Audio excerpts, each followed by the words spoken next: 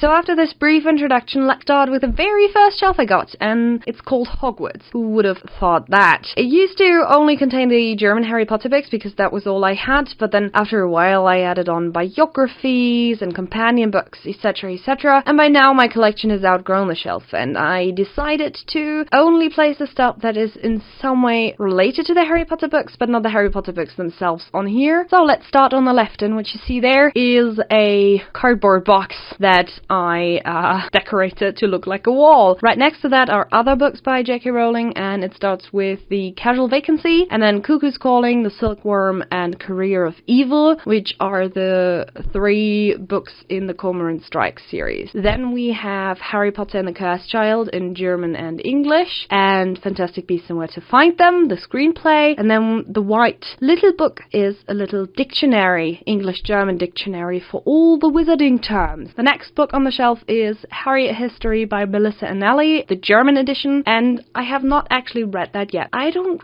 really know why. Somehow it always felt like the last piece left in the puzzle, and I was always afraid to close that chapter, so I never read it. The next book is a book that I have wanted to buy and read since 2007, and I finally found it for relatively cheap, and that's The End of Harry Potter by David Langford. And it's basically a book that theorizes about the end of Harry Potter and what's gonna happen. It just fascinated me, and the title was so irritating to me because it said, like, is this the end of Harry Potter? And I was like, no! Next to that is my Hogwarts library collection, both in German and English. So I have Fantastic Beasts and Where to Find Them in German and English. I have Quidditch Through the Ages in German and English. And I have The Tales of Beedle the Bard in German and English. And funnily enough, even though the Tales of Beedle the Bard look different in German, if you take off the dust jacket, it looks exactly the same. I found that very funny because they basically took the English cover and then just put a dust jacket on it, and I love that. The next book is a biography, and it's called Die Zauberin hinter Harry Potter by Mark Sharpio, I think he's pronounced, and it's only up until the 4th book was released, so it leaves out all of the recent stuff. The following 3 books are by Michael Gerber, and they're the Barry Trotter books, which are parodies of the Harry Potter books. I did like the first book. I also kind of liked the second book. I never read the prequel, which is the big book in front of it, because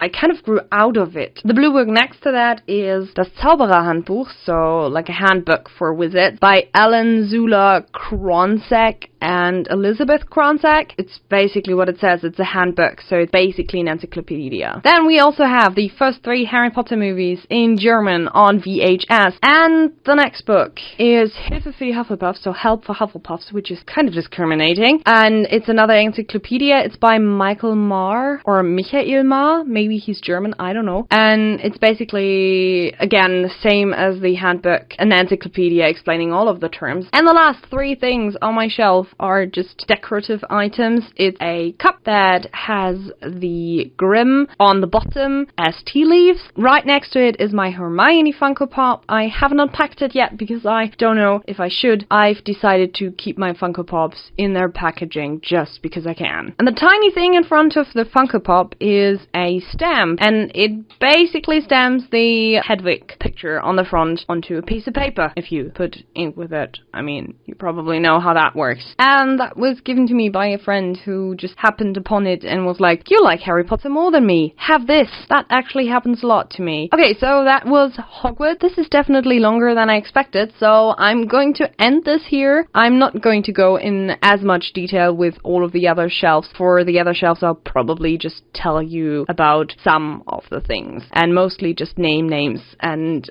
tell you the titles or names of the series even, because I sometimes have series of like 10 books or something, and then I won't tell you every single name of every single book. So the next video I'll film will be my Tokyo shelf, which is the shelf that also hosts my actual Harry Potter books. Till then, see you soon. Well, I don't see you and you don't see me in these videos, so talk to you soon, and I hope you enjoyed this video. Bye. Bye-bye.